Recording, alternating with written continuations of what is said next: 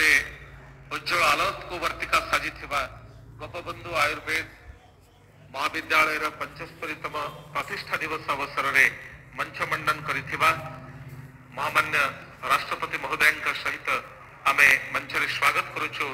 राज्यर माननीय राज्यपाल महोदय को, यशस्वी मुख्यमंत्री महोदय को एवं केंद्र मंत्रणालय वरेण्य मंत्री महोदय सहित आमर प्रिय सांसद प्रिय विधायक महोदय को आपण मानकर एक उच्छ्वसित करताली सहित रथचक्र पूजा परे परे आनुष्ठानिक भाव में हीरक जयंतीर स्मृति फलकर अनावरण कर महामान्य राष्ट्रपति महोदय मंचर आसीन अन्य अतिथिगण सहित आम विनम्रता पूर्वक निवेदन करूँ। प्रदीप प्रज्वलन पूर्वक चतुर्धामूर्ति उद्देश्य भक्तिर नैवेद्य अर्पण कर पुष्पांजलि प्रदान कर आज कार्यक्रम आनुष्ठानिक शुभारंभ कर विशेष मुहूर्त को आम अपेक्षा रखीचु। आपण मैंने दंडायमान हो विशेष मुहूर्तर साक्षी होगा निवेदन करुचु।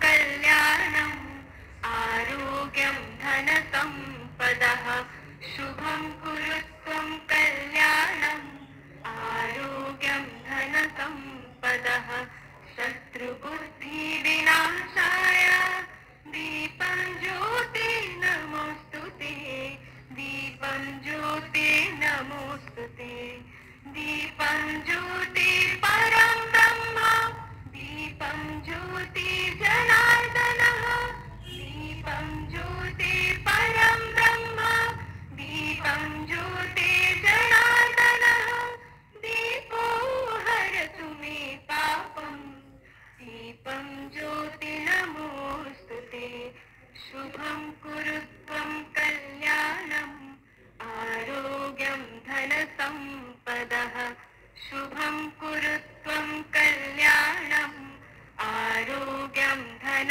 संपदः। वरेण्य अतिथि करकमल रे प्रदीप प्रज्वलन पूर्वक महाप्रभुंकर अर्चना एवं चतुर्धामूर्ति उपासना सहित विशेष भाव में गोपबंधु आयुर्वेद महाविद्यालय पुरी वर्णाढ़ समावेश जहाँ हीरक जयंतीर गौरव को प्रख्यापन करुच्ची। 75 वर्षर सुदीर्घ यात्रा को नहीं अनेक कीर्तिमान स्थापन कर चिकित्सा विज्ञान क्षेत्र में एक अनन्य कृतित्व को प्रख्यापन कर आसी विशेष मुहूर्तर वरेण्य अतिथि को पुणी थे आम स्वागत करने सहित मंच मंडन कर महाविद्यालय अध्यक्ष जहांकर विशेष प्रचेषा जहांकर निरवच्छिन्न प्रयास एक सफल रूपायन आज जयंतीर समावेश 75तम प्रतिष्ठा दिवस समावेश आम प्रोफेसर डॉक्टर अरुण कुमार दास माननीय अध्यक्ष महोदय को निवेदन करूँ आनुष्ठानिक भाव में स्वागत भाषण उपस्थापन करने।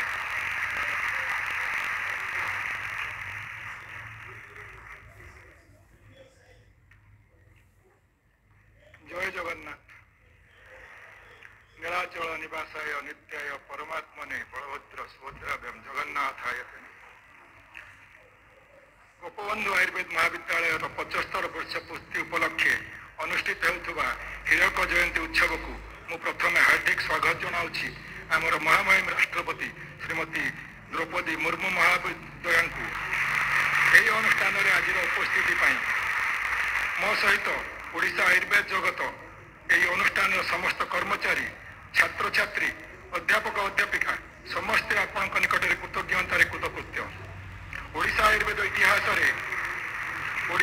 इतिहास प्रथम थर पर अनुष्ठान माटी रे महामहिम राष्ट्रपति पदार्पण अनुष्ठान माटी को पवित्र कला एवं आमे समस्त धन्य होगा सह यह एक इतिहास सृष्टि है। तेणु पुनश्च हार्दिक कृतज्ञता ज्ञापन करने सह महाप्रभु श्री जगन्नाथ पाखरे आपणकर सुदीर्घ निरामय जीवन प्रार्थना करुछि। मु स्वागत करुछि उपस्थित ओडिशार महामान्य राज्यपाल श्रीजुक्त रघुवर दास महोदय को जहाँ उपस्थिति धन्य करिछि अनुष्ठान को। मु स्वागत करुछि आम राज्यर लोकप्रिय मुख्यमंत्री माननीय मुख्यमंत्री श्रीजुक्त मोहन चरण माझी महाशय को जहाँ उपस्थिति आमर समस्त को कृतार्थ करिछि एवं आमर अनुष्ठान को सफल करिछि।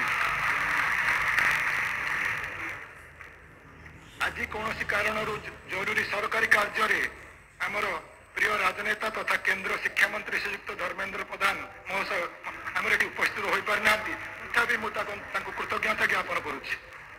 मैं भारत सरकार की आयुष विभाग के मंत्री श्री प्रताप राव गणपत राव यादव जी को तहे दिल से हमारे अनुष्ठान की ओर से हार्दिक स्वागत करता हूँ। मु स्वागत करुच्ची आम राज्यर मान्यवर स्वास्थ्य परिवार कल्याण मंत्री श्रीयुक्त मुकेश महालिंग सर कौन सरकारी काम व्यस्त रही आसीपारि ना से पाखे कृतज्ञता ज्ञापन करुच्ची।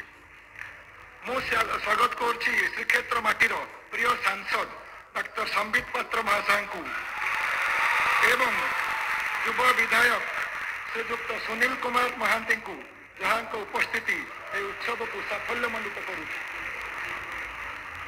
यही आकांक्षित पवित्र मांगलिक बेलार समावेश को उत्सव मुखर कर समस्त आमंत्रित अतिथि आयुर्वेदविद महाविद्यालय कर्मचारी छात्र छात्री उपस्थित सुधीवृंद को मु अंतर हार्दिक स्वागत करुच्ची। 1949 मसीह यही अनुष्ठान प्रतिष्ठित होता। आज को 75 वर्ष धरी प्राय 2000 ऊर्ध्व छात्र छात्री ये अनुष्ठान आयुर्वेद शिक्षा समाप्त कर आयुर्वेद चिकित्सा सेवा गवेषणा एवं अन्य क्षेत्र में देश विदेशर भिन्न प्रांत में सुनाम अर्जन करने ओडिशा और भारत माटी को गौरव मंडित कर।